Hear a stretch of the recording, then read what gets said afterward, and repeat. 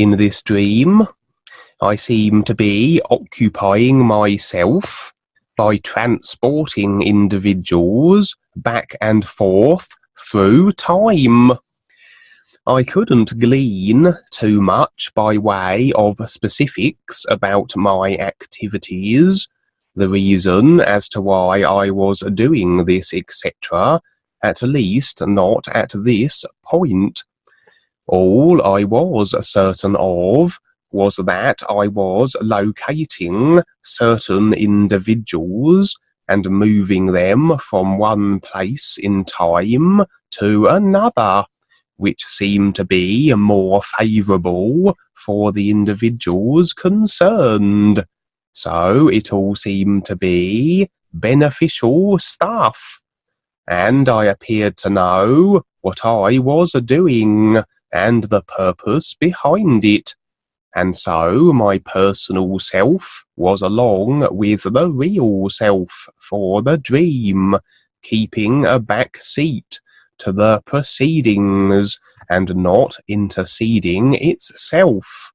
And thus everything fell into the hands of the real self, and everything went as a clockwork accordingly.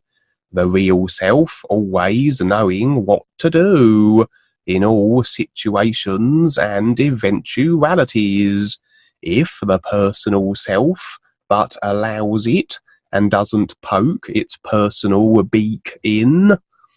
Although, as on a previous real side event, if my personal self does creep into the experience, then it takes away a little from the absolute execution of the real self, and things are then significantly less than what they may have been.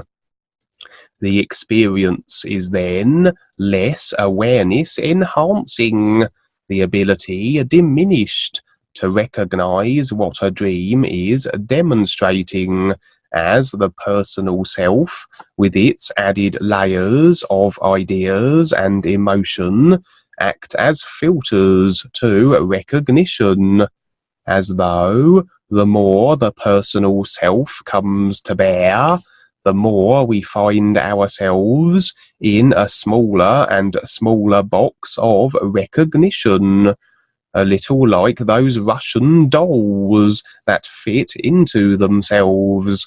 We become the smaller and smaller doll, encased in all the others. In this case, a personal attitude crept in and disrupted my transporting the final individual from one time phase to another. It's difficult to explain the exact nature of what went wrong, how, and the consequences literally from the personal self perspective, and the real self impressions afforded me the information only of the disruption due to the personal self interjection. I found myself then back in my room on the physical level, but in the state that I may call the in-betweeny state. It is a state of being that bridges the dream world or real side and the waking physical life level, and a state where, if maintained, much phenomena can be witnessed and insights gleaned, if one maintains it by being in the state of being that facilitates its perpetuation, that of no thought or feeling, creation and projection. So, in essence, being in a state of awareness maintains this in-betweeny state. Anyway, whatever I had done on the real side just prior to this seems to have caused the opening of portals or conduits. I had a sense that I was actually supposed to open a conduit, so this was no accident, and the nature of it would be in accordance with how I aligned my being based on what I was doing in my dream. Had I maintained my state of awareness and not allowed the personal self to creep in, the conduit would have been as intended and allowed a passageway to some place of a benefit, awareness speaking, or who knows exactly, but definitely an agreeable conduit. But because my personal self had muddied the waters of my recognition and adversely affected the final act on the real side, the subsequent conduit was of a less than agreeable nature. I had the impressions of malevolence, so this conduit was connecting to a bad place. I remained in my betweeny state, in the presence of this foul conduit of foreboding, and began to sing the New You song to possibly shut it down. The New You effectively did prevent anything using the conduit for passage to the physical, as I had impressions of all kinds of nasties jostling to take advantage of this unexpected opportunity. The conduit was sealed, but I maintained my in-betweeny state and found myself drawn into and tumbling through it. Well, seems I would find out where it connected to. I landed in a version of the earth, but a very dark replication, and I was with others who seemed to be marching forlornly toward an ominous building. We passed into the bowels of the place, and were underground, seemingly now trapped. Our only way out was upward, through a peculiar roof or platform. No ordinary platform either. It seemed alive, part organic and mechanical. It pulsed and trembled, parts of it detaching and snaking this way and that, like tendrils. Anyone attempting to pass through this organic mass would meet an ill fate. They would be crushed and consumed, and would be no more. Seemed we were rather resigned to this dark place. I sat with the others, and passed a little time speaking of the new presentation, sharing the ears and the New You with them. One individual was very religious, and was adamant about how God would save her, etc. I pointed out how the God in question was a three-headed reptilian, and probably wouldn't lift a scaly finger, as he was a tyrant and oppressor. But naturally this fell on a deaf, programmed, and religious idea agreed to ears. Then it seems the air was shut off, and all in this place were destined to embrace their demise. Seems I could do little for these peoples who panicked and ran amok in their frenzy. Wherever this place was, seemed to be very dense, much like the physical, and nothing occurred to me that could improve my situation. Sometimes in the past, when I have done astral projections, if I get into a spot of bother, I simply consider my personal vehicle and I am instantly returned to it. I have another facility too.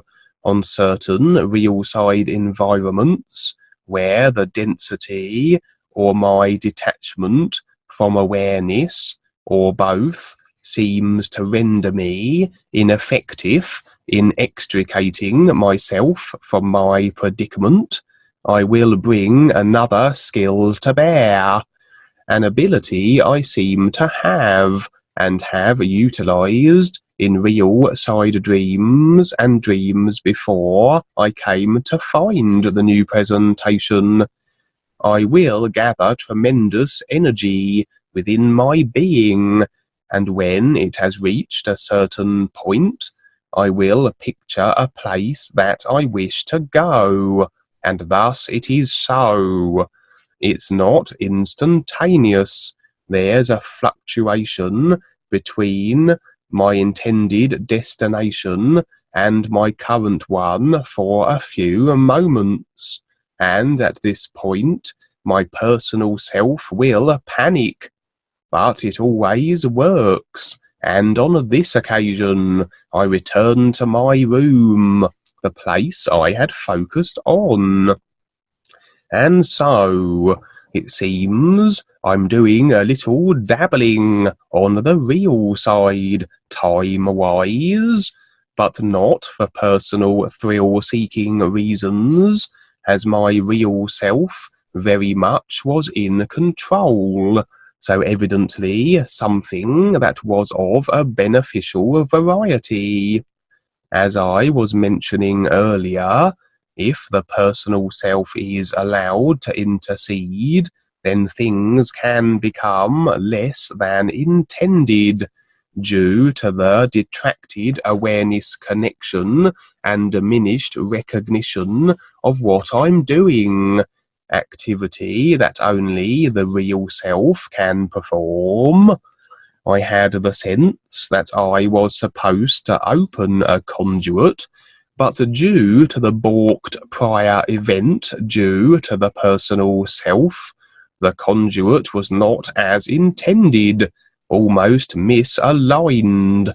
The New You song proved as effective as ever in dealing with situations, entities, and dubious characters, as I have always found, and on this occasion is an effective conduit or portal sealer. But I guess my curiosity had my tumbling down the conduit to explore, even though I probably could have prevented such, knowing full well it wasn't leading to a nice spot, if the entities trying to crawl from it were anything to go by. And yes, into an area of the lower astral I would find myself, I presume. Many have spoken of areas of the lower astral on their real side adventures that have a mechanical, biological theme to them, and this dark and dismal place was no different. Sometimes when we go to such places, we do become aligned with our environment. We can take on the taint of it, even so far as to become a product of it, as on one occasion I recounted on a Skype how I tumbled into my sister's unconscious and became a monster, and a guide was there to remove this affliction and grant me passage back. In some places, it is easier to slip into the personal self, it seems, particularly these very dense places, such as the physical and astral, although we can maintain our connection of awareness regardless of where we are. Seems I had moved more so into my personal self here in this place, aligning a little too much, with the restricting nature of the environment.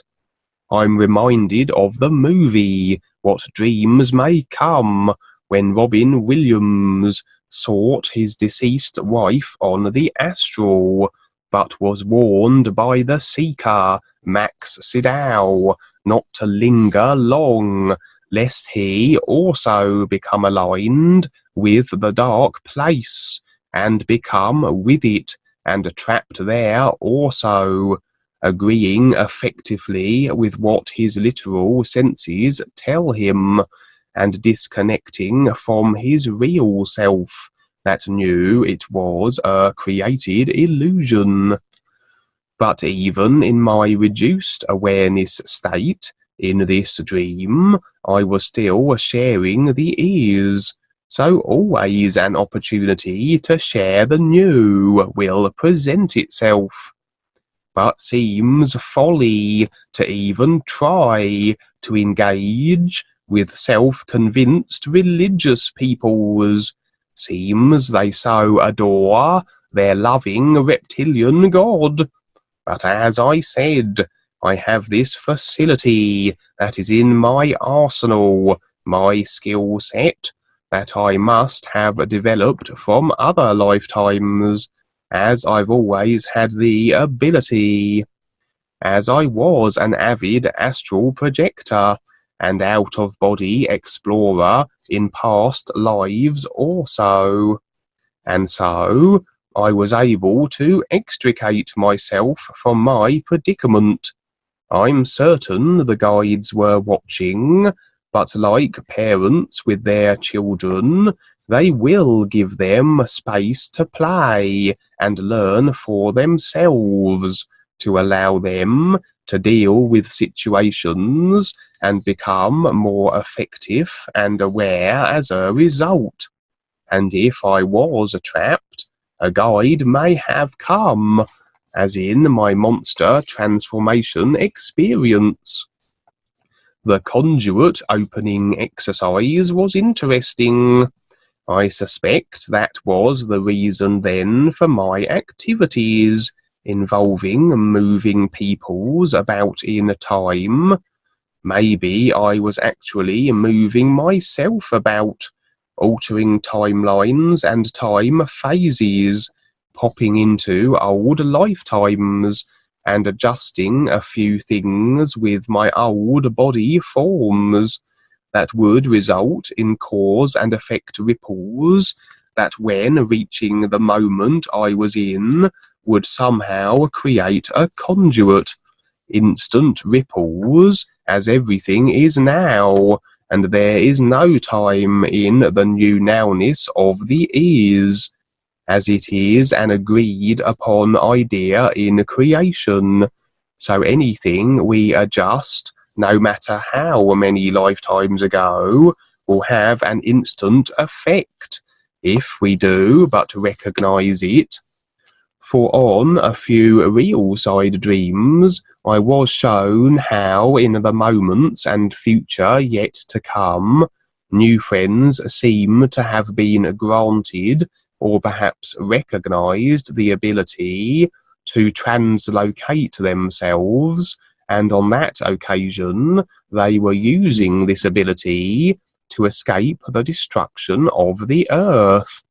Perhaps then a viable option, but maybe not so much a physical translocation. Dabbling with phenomena can get us into bother, cause and effect, karmically speaking.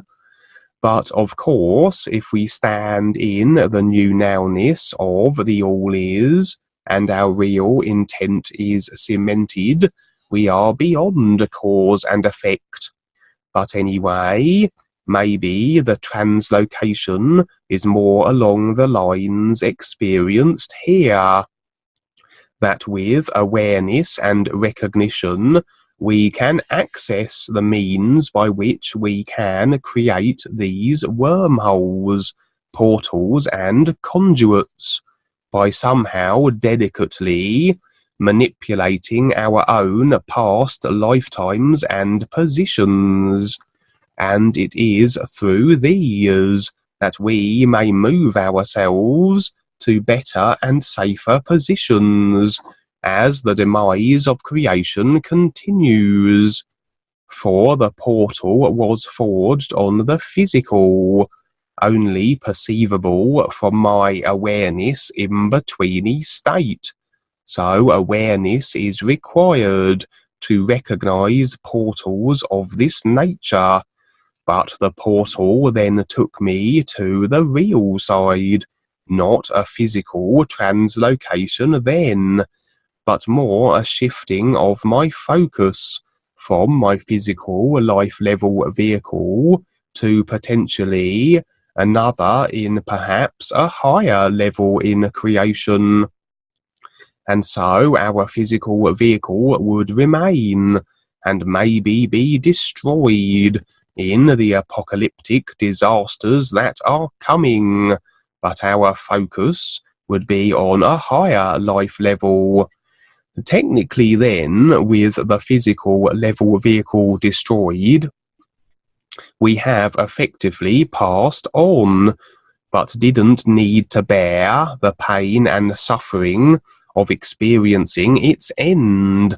With this practice, we might be getting prepared to do this far earlier than the very last conceivable moment, perhaps before all the 5G and such kicks in, that we can continue with our process of awareness unmolested on a life level more favourable for such. But we can't be complacent, as all of creation is on a decided and agreed upon course of demise. So in our new positions, reached via our created conduits, we would endeavour to recognise the is and make the final leap into it and beyond the collapsing psych realms. But a reminder to keep the personal self at bay, as we can see. The thoughts, emotions, and such we entertain seem very irrelevant to the personal self, but too much focus on them, and we can sabotage our real self-side activities, particularly those that require full immersion with the real self, for them to be executed precisely. In this case, the difference between a portal to maybe a higher life level or one to the lower astral. As for the peoples in that dark place, well, all we can do is share and present the is and give them the opportunity.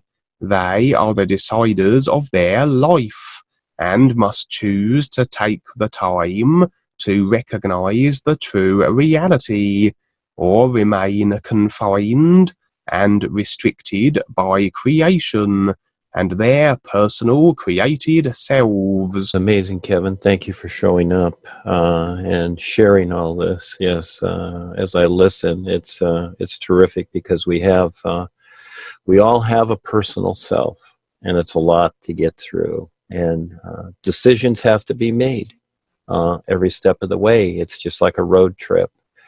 When you get in the car and you drive off, there's a lot of decisions, left turn, right turn. Are we going to take this road? Are we going here? How are we going to get there? Where are we going? Etc. Yeah, it's all deciding, and eventually realizing. First comes realization, and this is what we've been through, the old ideas of self-realization, God realization, and now you realize what the self is. You realize the God idea. Now you learn to recognize what is real. It's a lot better, isn't it? So again, thank you for showing up, Kevin, you, your family, your friends. Yes, it's been terrific. It is terrific. Thank you.